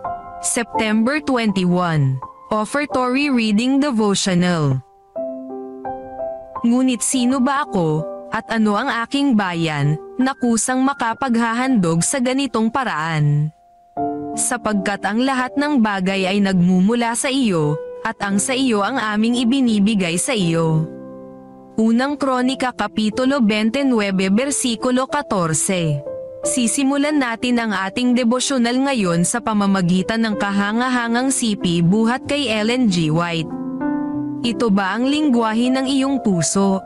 Ako'y iyong iyo, aking tagapagligtas, binayaran mo ang pangtubos sa aking kaluluwa, at ang lahat sa akin, o lahat ng inaasam-asam ko ay sa iyo. Tulungan mo akong makamit ang mga kinakailangang yamang panustos, hindi para gamitin ng may kamangmangan, hindi para sa kapalaluan, kundi upang gamitin para sa kaluwalhatian ng iyong pangalan. Counsels on Stewardship, pahina 46. Tumutulong ang panalangin ito sa atin upang maunawaan natin ang tatlong mahahalagang puntos tungkol sa relasyon natin sa Diyos. Una, ako'y sa iyo at hindi sa akin. Nabibilang ako sa iyo at hindi sa akin. Anuman ako ngayon at magiging ako ay sa iyo. Ito ang kailangang pangunahing tono ng ating katapatan. Ito ang pagkaunawa na ang lahat na mayroon tayo ay pag-aari ng Diyos na maghahatid sa atin sa lubusang pagpapasakop. Ikalawa, ikaw ang aking tagapagligtas at binayaran mo ang pangtubos para sa aking buhay. Ito ang pangunahing nagudyok sa aking paglilingkod. Hindi ako naglilingkod dahil sa papuri o sa tulong na tinanggap kundi bilang isang tugon sa kaligtasang ipinagkaloob sa akin ng Diyos. Ikatlo, tulungan mo akong magkaroon ng mapagkukunang yaman na magagamit para sa kaluwalhatian ng iyong pangalan. Narito ang praktikal na aspeto nito.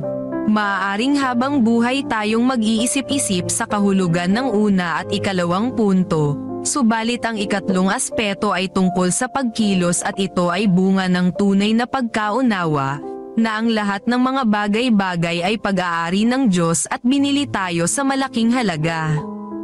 Kapag ginamit natin ng walang ingat ang inilagay ng Diyos sa ating mga kamay, o upang bigyan lang ng kasiyahan ang ating kapalaluan, tunay na kumikilos tayo na bilang may-ari ng lahat ng bagay na mayroon tayo, bagamat mga katiwala lang tayo.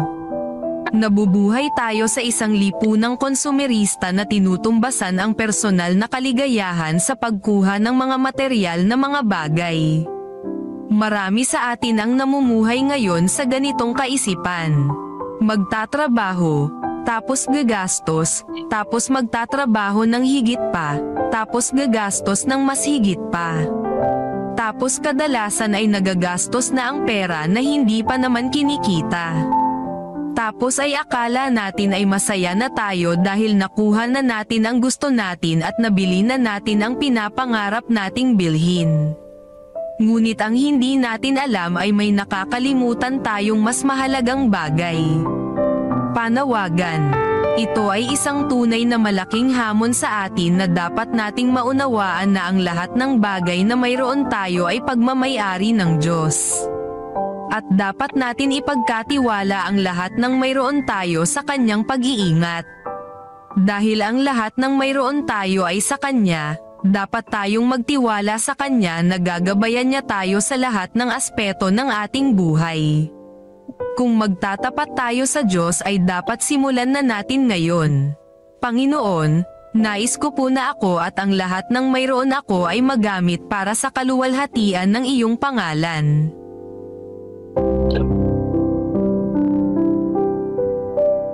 Amen. Amen. Amen. Amen. Tayo po ay dadako na. Salamat po sa God First video. Tayo po ay sa part 5 na. At ang ating pong COS reading ay babasahin po ni Sister Net Lazaro. Bibigay ko po ang pagkakataon kay Sister Net. Salamat po. God first morning po sa lahat. Ang ating pong reading sa umagang ito ay pinamagatang minamaliit ang walang hanggang kayamanan. Nahabag ang Panginoong mamasdan silang nagpapahintulot na ang mga kaabalahan ng buhay at kagulumihanan ng pangangalakal ay maging pasanin sa kanila. Sila ay nabibigatang lubha at nakakalimutan ang isang mahalagang bagay. Hanapin muna ninyo ang kanyang kaharian at ang kanyang katwiran, ang sabi ng tagapagligtas. At ang lahat ng mga bagay na ito ay pawang idaragdag sa inyo. Ilayo natin ang tingin mula sa sanlibutang ito tungo sa walang hanggan.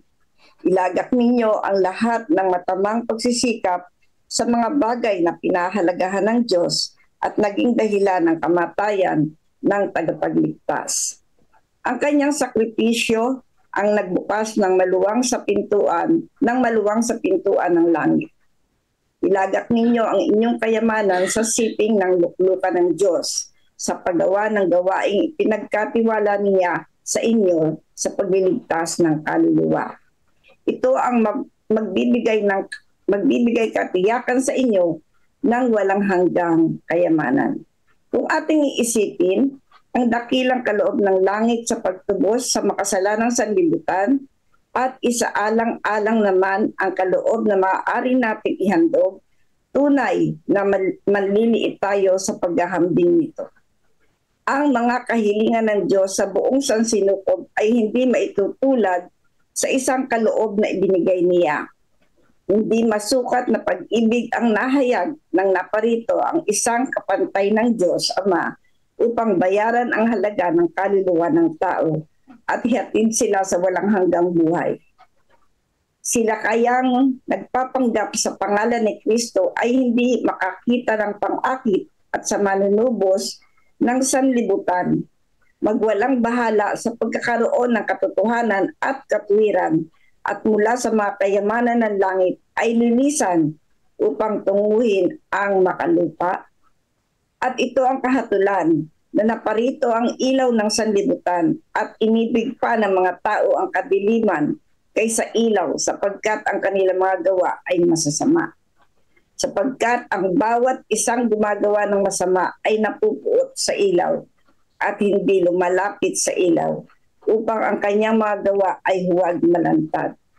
Subalit, ang gumagawa ng katotohanan ay lumalapit sa ilaw upang malinaw na mahayag na ang kanyang mga gawa ay naaayon sa Diyos.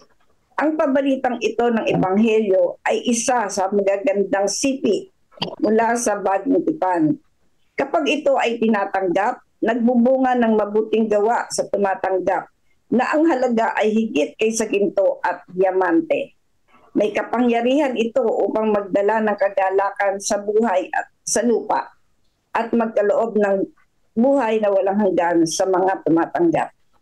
Kung ang ating mga pangunawa lamang ay mapupuspos ng biyaya upang makuha natin ang buong kahulugan nito, sinasabi sa atin ng Ama, ipagkakaloob ko sa inyo ang isang kayamanang higit na mahalaga kaysa alinmang kayamanan sa lupa. Isang kayamanang magpapaging mayaman at mapalad sa inyo sa walang hanggan. Review and Herald, March 5, 1908. Purihin ang Diyos. Salamat, Sister Net Lazaro, sa iyong COS reading. At mamaya po, kayo rin po ang closing prayer. Ngayon po ay dadako na tayo sa ating... Amen mga kapatid. Ano po? Ang oras ay nagtutumulin. Medyo madilim, 5:30 na, madilim pa. Sige, tayo ay mag-reflect. Ano po? Yung aking camera ay bubukas pa lang. Ayan. Title natin binasa, hinamak ang kayamanan ng walang hanggan. Paano hinamak yung kayamanan ng walang hanggan? Ano? O, sa English, eternal riches slighted. Slight. Parang minalit. Ano? So, may mga puntos dito na ating i-reflect. Ano? Una, abala sa gawain. Ang tao, abala sa gawain. Ano? Nakakalimutan na yung mas mahalagang bagay. So, dahil sa ating pagiging abala, kagaya na mga diniscuss kanina, no? Abala sa negosyo, pagpapayaman. Tila bagay ang mga tao, nakakalimutan na yung mas mahalagang bagay. Dapat, sabi nga sa Matthew 6:33, binanggit dito, no? Seek ye first the kingdom of God and His righteousness, ano? So, huwag natin kalilimutan yan, ano? At bagaman tayo abala sa maraming bagay, unahin natin ang Panginoon, ano po? Number 2, yung kayamanang walang hanggan ay bukas sa lahat. So, bagaman abala tayo sa dito sa gawain sa lupa, nakalimutan natin yung mahalagang bagay. Sinabi dito na ang kayamanang walang hanggan ay bukas para sa lahat. Ano po? Open o available para sa lahat, mga kapatid. So, wala ditong exempted. So, isa pa. Number 3, hindi maikukumpara yung alay ng tao sa alay ng langit. Ano man ang ating offering, mga kapatid, yung ating puso, yung ating buhay, yung ating lakas, yung ating talento, yung offering natin yan sa Panginoon, hindi pa rin yan makakatumbas sa inalay sa atin ng langit. Ano po? Pero mo, ang Ama ay binigay ang kanyang anak para mamatay para sa atin. Ano? Para mamatay para sa atin. So, marapat lamang na yung ating buong puso ay atin din naman ibalik sa kanya bilang pasalamat ng blessing na binigay niya sa atin. Ano, mga kapatid? At isa pa, may problema daw, sabi sa lesson, ano? Sa halip na mag-offering tayo ng malaki o ating puso, ating talento, ating oras, mas pinili pa ng tao yung kadiliman. Grabe, no? Binanggit yan dito. Sabi sa Bible sa 1:3:19, John 3:19 verse 90 to 21. Sabi dito, mas gusto pa ng ilan ang kadiliman sapagkat ayaw nilang mapuna ang kanilang masasamang gawa. So, ano po? So, mas pinili natin yung kadiliman. Ano? May ilan sa atin na mas pinili pa yung kadiliman. Ganun na nga yung parang nakakalimutan natin yung sakripisyo ni Jesus sa cross. Kaya mas pinipili natin kadiliman.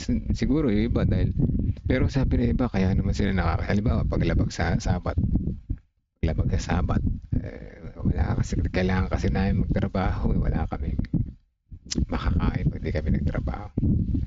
Yun ang sabi ng mga mahirap. Pero yung mayaman naman, lumalabag din hindi naman sila gutom. Diba? Talagang yun nasa pagpili natin ng problema, hindi yung ating sitwasyon ng buhay, diba? Nagiging dahilan patuloy sitwasyon ng buhay, diba? So, number 5, ang tunay na kayamanan ay buhay na walang hanggan. Ito yung tunay na kayamanan, mga kapatid. Ito yung dapat nating kamkamin. Ito yung dapat nating angkinin, yung buhay na walang hanggan. Yung kayamanan sa lupa ay nililipas yan, kukupas yan, masisira. Ngunit yung buhay na walang hanggan ay walang hanggan yan. Ano po? Kaya nga, sabi nga kanina na sa ating reflection tunay, gamitin natin sa tama yung ating kayamanan. Ano? Gamitin natin sa gawain para mas marami pang makaabot ng pabalita ng kaligtasan. Kaya yun natin pag-COP. Huwag natin gawin yan ng napipilitan lamang tayo. Gawin natin ng buong puso. Tandaan nyo pag ginawa nyo yan, umpisa na yan na sinuko nyo yung inyong puso. Ano? At tuloy-tuloy na yan, mga kapatid. At hindi po masakit sa damdamin yan. Pagka ikaw ay nasasaktan pag ginagawa mo yan, ibig sabihin hindi yan buong puso. Ano? Napipilitan ka lang. So, ang masasabi ko sa inyo, mga kapatid, ako bilang nag-COP, masarap ang pakiramdam na inuuna mo yung Panginoon. Sabi ko, sa wakas nagkaroon ako ng chance na makabawi sa Panginoon sa mga blessing na binibigay niya sa akin, di ba? Sa pamamagitan na magbalik ng COP at saka tithes, ano? Nagkakaroon ako ng chance na makapagpasalamat sa Kanya. Yun ang nakikita ko, mga kapatid. Parang masarap umarap sa Panginoon kapag ikaw ay may pananampalataya sa Kanya. So, yan po, yan yung ating lesson sa umaga na ito. Tayo manalangin, mga kapatid. 30-second silent prayer.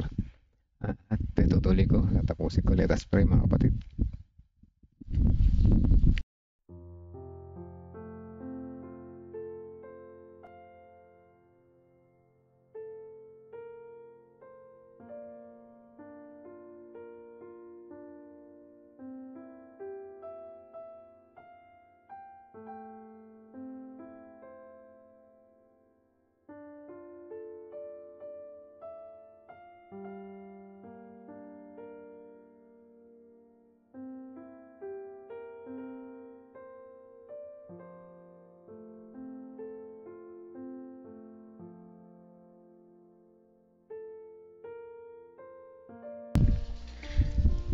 Let us pray, mga kapatid. Amang banal na makapangyarihan sa lahat, salamat po sa umaga na ito na muli niyo kaming ginising. Muli kami nakita namin ang inyong kabutihan, nakita namin ang inyong pagmamahal. Salamat po sa patuloy na pagpapaalala sa amin na ang kayamanan dito sa lupa ay panandalian lamang. At tulungan niyo po kami, o dakilang Diyos, na bigyan lang kami ng karunungan na makita namin kung paano kami kikilos ng tama, na kami makapag-iipon ng kayamanan dyan sa langit na bayan, na kami matututong umibig sa aming kapwa at sa inyo sa pamamagitan ng aming pagbabalik ng aming tithes at aming COP na magagamit sa pagtatapos ng iyong gawain dito sa lupa. O dakilang Diyos, alam namin na iba-iba ang sitwasyon ng aming buhay.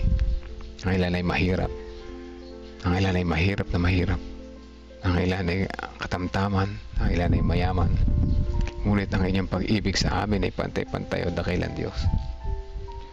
Salamat sa inyong pagmamahal. At alam namin na kami man ay nasa mababang kalagayan ng aming pamumuhay, kayo pa rin ay nandiyan para kami samahan, para kami ay lumago kung kami magtatapat at magtitiwala po sa inyo. Salamat, o dakilang Diyos.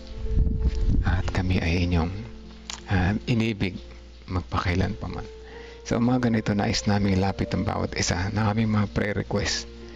Meron kami mga personal kahilingan, mga pangalan na nais namin ilapit sa iyo, sapagkat sa aming sariling kakayanan ay kulang ang aming lakas para maipakilala namin sila sa iyo. Ang Holy Spirit na ang gumawa ng pamamaraanan upang sila ay manumbalik sa inyo. Mga pangalan na ito, maaaring kamag-anak namin, kaibigan, mga mahal sa buhay, kakilala, mga kapatiran na tumalikod na muling magbalik po sa inyo.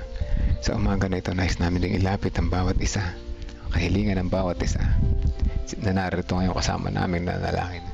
Si Sister Sweetie Burgos Lopez kasama na Sister Hannah, ang kanilang mga personal prayer requests, ang kanilang kalusugan at ang kanilang mga mahal sa buhay. Ngayon din ang kanilang tapat na pananampalataya ay patuloy niyo pong palakasin, magiliwanag sila ng inyong nasasakupan. Ngayon din naman si Ma'am Nora kasama na si Brother Leonard sa kanilang pang-araw-araw na pamuhay sa recovery ni Brother Leonard.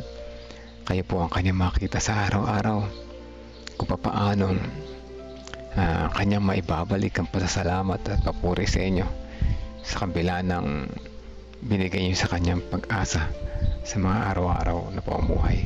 Ngayon din naman si Ate Lorna, Kuya Bobby sa kanilang pagtatrabaho araw-araw ulit sa labas ng bahay. Samahan sila, malusog na pangatawan at malakas na resistensya, at ang kanilang mga anak din naman sa malayo.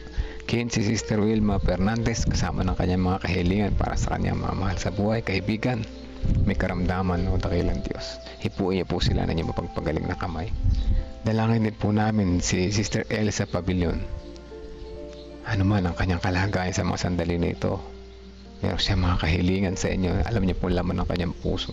Pagpalain ang kanyang pamilya ng malusog na pangatawan at malusog na kaisipan, na kayo ang kanilang inuuna, na maging halimbawa sila sa kanilang bahay-sambahan, sa kanilang sambahayan, sa kanilang pamilya, sa kanilang nasasakupan. Patuloy niyo po silang gamitin na isang magandang halimbawa ng pagtatapat sa inyo. Ngayon din ang sambahayan ni Ate Sally Sanchez, ang kanyang buong pamilya, kalusugan ng bawat isa. Ngayon din naman si Sister Teresita Dairet Reyes, si Ma'am Femi kasama ng guys, teachers, pupils and parents, si Sister Sinaida Manarang, si Sister Vicky, si Sister Nimpa Rivera, si Ate Repi at ang buong sambahayan ng San Leonardo Church, Sister Tess Flores, ang kanyang mga mahal sa buhay, si Ate Mitch, kaya din yung kanyang mga anak sa malayo, si Kuya Edgar, si Ate Christy, Sister Gloria Balbido kasama niyang prayer request sa kanyang husband at sa kanyang mga mahal sa buhay. Dalangin din namin ang iba pang kapatiran na narito ngayon kasama namin, ngunit hindi namin nabanggit ang kanilang mga pangalan. Alam niyo po, dakilang Diyos, ang aming mga kahilingan sa mga sandali na ito. Inyo po na itong dinggin na pagkaloob po sa amin ayon sa inyong kalooban at hindi lang sa aming kagustuhan. Kaya hindi ng panalangin namin para sa mga prayer request doon sa GFM, CLPM, mga may karamdaman, o dakilang Diyos, ang mga nagtatravel, ang mga nabibigatan sa buhay, ang mga leaders ng CLPM, ang mga leaders ng bawat iglesia na patuloy na nag-educate sa bawat kapatiran ng pagiging tapat na katiwala, sapagkat ito na isang pamamaraanan na kami makakalapit, makakonect po sa inyo at tatatag ang aming pananampalataya kung kami magiging isang tapat na katiwala. Maraming salamat po, Ama, sa pagtinig sa aming panalangin. In Jesus' name we pray. Amen. Amen. Amen, mga kapatid. Salamat po sa mga prayer warriors. Salamat sa patuloy sa pagsubaybay. Again, another 2 hours na connection sa Panginoon. Diba masarap pagka tayo may devotional, kahit yan ay online, ano? Ang oras ay 5:41 ng umaga. At salamat sa pakikinig, salamat sa pag-share, salamat sa inyong patuloy na pag-connect sa Panginoon. Yan ang gusto ng Panginoon sa atin, ano? Kumunik lamang tayo sa Kanya, matututo tayo, ano? Ito ay education, matatawag yan. Salamat po, Sister Sweetie, sa inyong pag-response. Na-appreciate ko po. At sa lahat naman nasa background, good morning din po sa inyo. Bukas ay araw ng Huwebes. Uy, malakas ang ulan ngayon. Umaga na ito, kanina pa umuulan, na. At makulimlim ang kaulapan. So mag-ingat po ang lahat. Mga magdadrive ay malabo ang visibility, madulas ang kalsada, dahan-dahan lamang po. Salamat po, Sister Nipa. Ate Mitch, salamat din po. Sa Sabado ay hindi ako makakapag-live. Kukonek po kayo sa LBM dahil travel kami, magkahatid ng aking anak sa AUP. Ano po, doon na kami magsasabat sa AUP. Balik tayo ulit sa live sa Sunday. So hanggang dito na lamang sa umaga nito. God first morning po sa atin lahat. Tandaan, seek ye first the kingdom of God and His righteousness, and all these things shall be added unto you. Magandang umaga po sa atin lahat.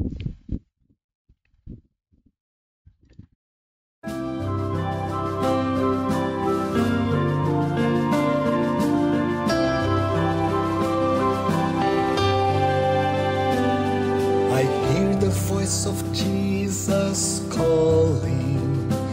My answer is, I will go. I see the need of people crying. My answer is, I will go. I go to share the message of love. I go to share the blessed hope. But if I get discouraged, I call to Jesus' help, because I have this